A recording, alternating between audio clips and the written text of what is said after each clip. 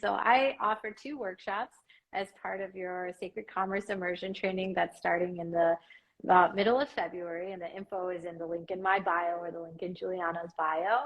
And in that week of Sacred Commerce Immersion, we spend time thinking and learning about our relationships to time, money, our vision, and our values, building out the vision and values. And I love giving this training, one, because it scares me, and two, because it excites me.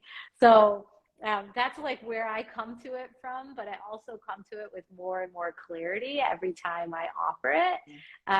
So I appreciate you inviting me back, even though, I wouldn't say that I'm like the most, I don't know, eloquent speaker about vision and values, but I like getting into it. So that's kind of where I come from, that whole set of workshops with that mindset. But I wanted to hear more from you about, you built it, your experience with it, how it's growing and evolving. Yeah, it's fun for me to hear you say it terrifies you, because it terrifies me always. Although I realize that as I move towards it this year, I'm not yet in touch with it being terrifying. And maybe that's because I have a month. It feels to me like, in the way that getting our mind and our heart aligned is damn practical, but like that inner work is full of like soupy, complicated stuff. I always feel like it's like I can't possibly hold the vessel for these topics, for vision, for values, for our relationship with time, which is imbued with so much complexity, our relationship with abundance, with money, our relationship with a relationship. So it always scares my socks off. After I led it for that first year, even though I loved the leading of it, loved having you and the other guest teachers in, I thought, oh, well, maybe the teachers in the training think that next year I should switch this out. Like maybe it should be 20 hours of, I don't know what, something else. And I gave them some other options that I thought they would be really excited about. And every single person who had taken the training said, absolutely not. This is so important, because there's no other training like it. There's no other training where heart-led solopreneurs such as you, me, Kim A, Emily Esther gather and hold space for us to kind of muck around in where are we not even sure what our values are. Is our vision in 25 different places? Like, where are we a little fucked up about time and money? And let's be clear, we can't make any progress till we get some of that stuff aligned. Anyway, I was so tickled and so surprised and delighted and like a little bit like, oh darn, I thought I could like not hold space for it anymore. There's a way in which call to hold space for this piece. I guess in so many ways we create in the world what we wish was there for us. I think you were the one that said it to me, which is we only ever teach what we wish to learn. And it's been said in many ways and in many contexts, but it's so true, right? I think I said it, I'm afraid of it, but I'm also very excited by offering workshops on vision and values, a little bit because there's an imposter syndrome that shows up that says, who are you to take this seat of teacher about these topics? And that's like a very general phrasing that can come up with really any initiative you want to lean into. And just like anything else, you get better at it with time and experience and with, like deep intention towards owning what is showing up for you and all its complexity. And so what was showing up for me was this deep need to kind of ride the wave of motion and do that with this sense of inertia. Like, I'm not actually moving with it, it's moving me. Or I'm not actually moving and creating the wave. The wave is already there and I'm just doing what I can. So it's like this feigned humility that the work that I'm doing isn't the work that I'm being called to do and creating and investing in and thinking about and being intentional with. And it's just a cover, right? It's just another layer that, like you said, mucks up our way to see our true selves. And so the more that I sit with being in the seat of teacher on vision and values, the more I realize I have something to say about building out a vision and building out values. And I'm happy to share it with people who are starting that journey, in the middle of that journey, ready to refine what their own thoughts are on that journey. And I can do that with a sense of offering that isn't attached to everybody's gratitude or what I hope they'll get out of it. Yeah. You know? Yeah. Yeah. So, you know, a thing that's arising for me, Thajal, that I'd love to reflect to you, like a lot of things, but okay. let me put some in order in my mind and pick a few. Well, one is that I think there is a common misperception that there are those of us like who know how to do a thing and know how to run a thing and know how to lead a thing as though we slipped out of someone's yoni knowing how to do it. And then there's like the people who are not knowing and are scared. And one, I love shining light on, like, none of us know, we're all scared. Like, that's just, like, that's the deal.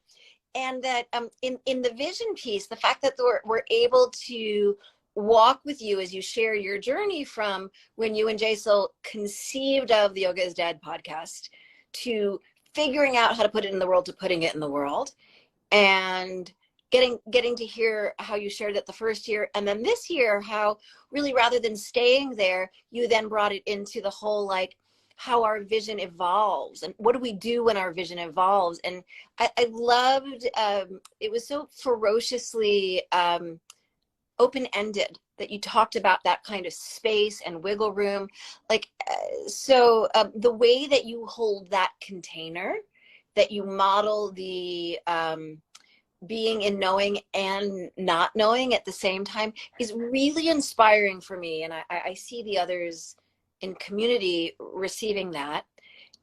And which is when I think about when I got cut off, the way that you hold space for that value space just blew my mind this past year, Thajal. Like, it really, and I saw everyone in community be like, oh, we've just been given a like deep introspective task. Like, we are being asked to ask of ourselves the questions, to like go digging for the gold. Yeah. And then in fact, just this past week, I was asked to give a 3-sentence bio to somebody. And there's a way in which I was better able to articulate who I be, what I offer, what has meaning to me in 3 sentences, specifically because of that container that you held. So, so human to have that imposter syndrome coming up. So much love to you in that space. And oh my gosh, I'm enamored of what you bring to this program. Thank you. Thank you. Thank you. I want to tell everyone like why this is such a big love fest for us is because you were one of my first teachers in my first studio teacher training. And that was in 2012.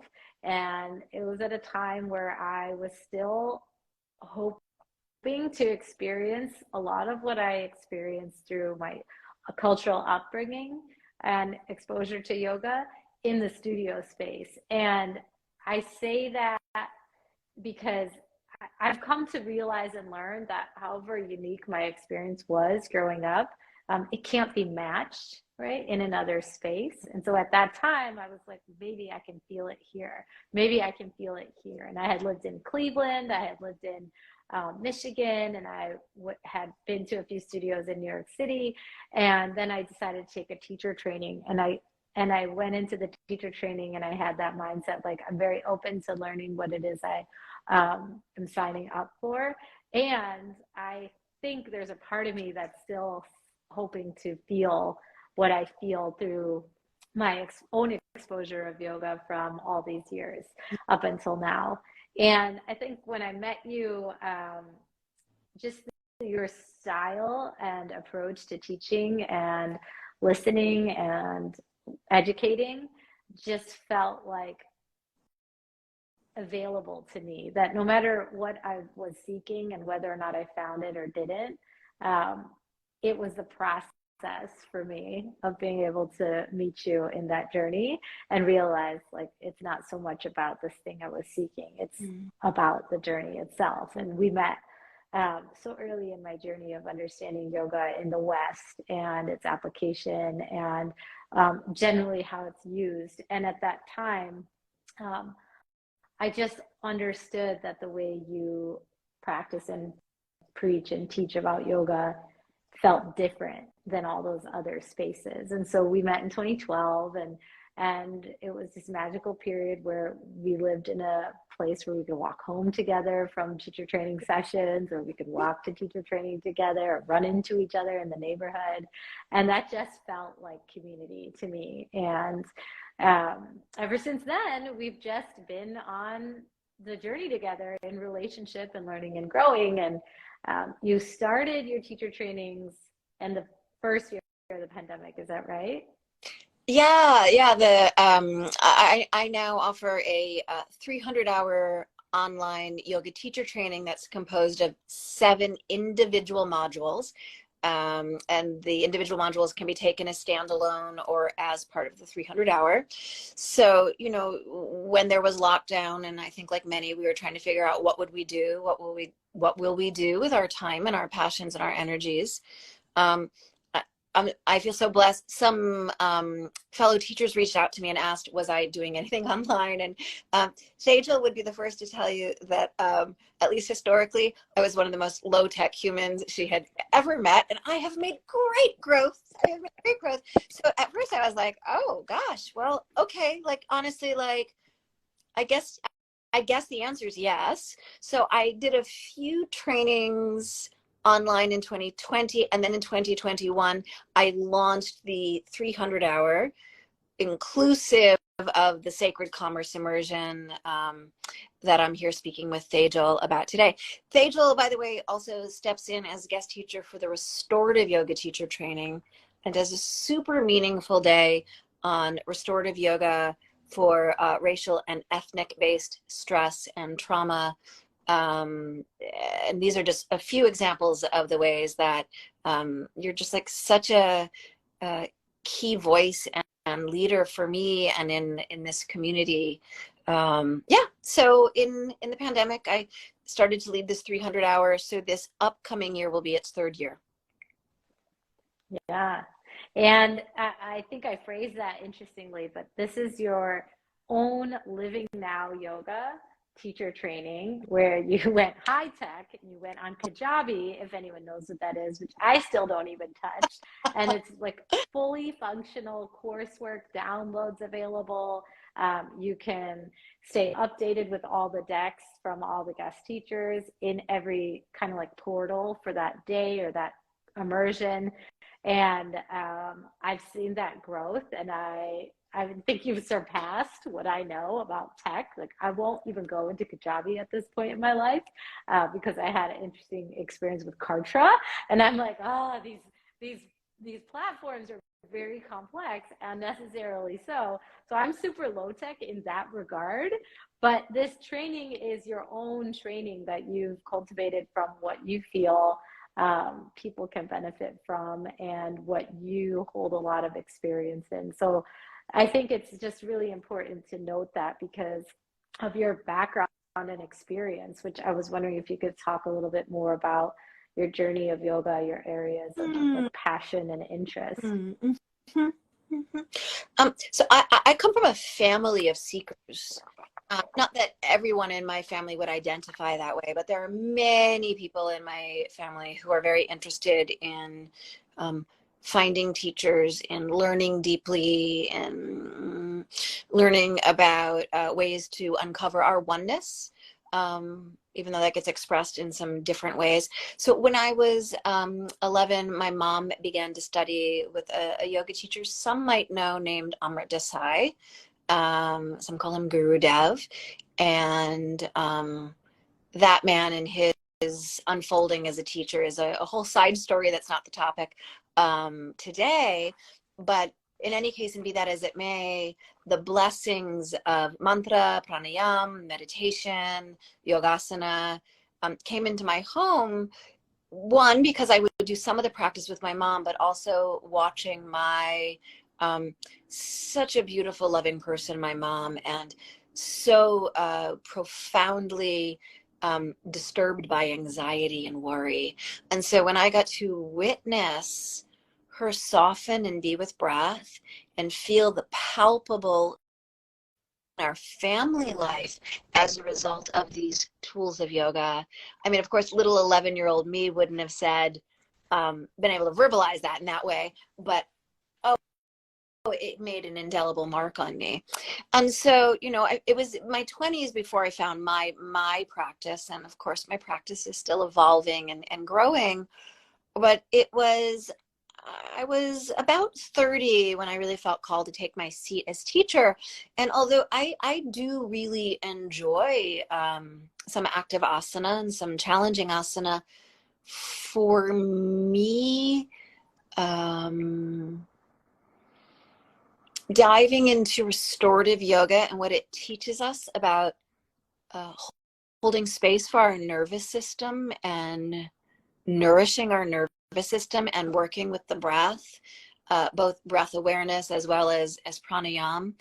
I mean, I don't know, actually there's so many things. I'm into so many things. I love studying anatomy and kinesiology. I'm a devoted student of the Yoga Sutra. I'm going to need to eat my spinach because I want to live a very long time so I can learn more and more of that profound document. But these different pieces, the breath piece, the restorative piece, working with prenatal, working with the pelvic floor, creating consent-based containers, which is really profoundly necessary if we're going to nourish our nervous system. There's no other environment in which we can nourish our nervous system, or I think learn multidimensionally. These different pieces began to layer in sort of two stripes of significance for me. I find myself wondering, am I answering the question she asked me? But one is that, you know, I've been really blessed to have thriving private one-on-one work. And I've never marketed it. It doesn't mean I never will. Maybe someday that will be the next thing or be appropriate. But I think that one of the reasons I've really been able to, like, I think at this point I have maybe 17 regular private students, some in person, some globally online, ranging from healing post-mastectomy to elder person recovering after a surgery to someone who wants to like move a lot and then chant sutra, like many different body mind needs and interests. But I think the reason they're called to me is this particular collection of things, this particular collection of passions. And in addition to the fact that that's true, when I used to do one-on-one mentorships with yoga teachers, what they would say they would want to work on would always be some amalgamation of these things: Yoga Sutra, prenatal, pelvic, breath, restorative, understanding how the body moves so that our language, when we guide people into asana, is applicable to the way our joints act in a field of gravity. I saw that this is what lit hearts on fire and seemed to add value. So really, it's a program of, on one hand, what lights me up and excites me, but also where I've seen it add tremendous value to other teachers, to private students, and has allowed me to give to the world what I'm passionate about and see it land with upliftment for individual students and for fellow teachers. Did I actually answer the question that you asked? Yeah, and I realized like I had an answer in my head for you, and I think you covered it, that and beyond. So my summary, or my like reciting back of what I know and heard you to say, is that you're a very dedicated student of yoga philosophy. You're a very dedicated student of physical body anatomy, and you're a very dedicated teacher of adapting practices for the individual in front of you. And I know that to be the case because I've practiced with you for many, many hours as a student in your group classes. I've been able to be, in private sessions with you, both in the restorative yoga practice and also in anatomy and in just like heart work and soul work as a mentee. And I think it's so true that you found that people are asking for this, but I think they're only asking for it because of the importance you place on it in someone in life in general. And so it's like, I think the needs are what you're meeting, but you're also like a teacher that meets students' needs. So, it's two ways. And, you might not even think it's all related. Like, what does the pelvis have to do with the Yoga Sutra? And then you sit in a class with Juliana and you're like, oh, many, many, many things. They're all very related. So I love that because it tells you about the expanse of working with the body and how it is interconnected to so many other areas of our life and our mind and our spirit, but it also tells you the expanse of yoga philosophy and how it also connects back to the body and the mind and the spirit. And, it's always just an honor for me to be a part of any wisdom circle you create, whether it's in a teaching capacity or a student capacity. And I love being able to like mark this moment with where we're at in the journey and say that if you ever want to put those meditations back on the schedule for the morning, I'd love to be there. And I still remember so fondly the time where Stephanie was running Sacred Sounds Yoga and you had your workshops for pelvis, breath, and spine. And what a beautiful Sangha that was, of individuals that really, really were desiring to be like knitted together in that community. And now as we move into like this iteration of whatever 2023 is going to bring us, I think we're just working with what we got in a really beautiful way. And I'm like so honored to be on that journey with you. Thank you for all of that. It means so much to me. I have such love and respect for you as my heart sister friend, and as a teacher who shines light for me. It's just neat to have somebody I love as a friend and sister who's also a role model for me. Thank you for all the different ways you show up in my life and for having me here with your incredible community. Thank you. Thank you. And so we'll share this on our pages so you can continue to learn about training. And we're really excited to welcome you into those spaces. You can always contact us if you need more information. Absolutely. Yeah. Okay, take care. Bye, Juliana. Bye. Take care, everyone. Bye, community.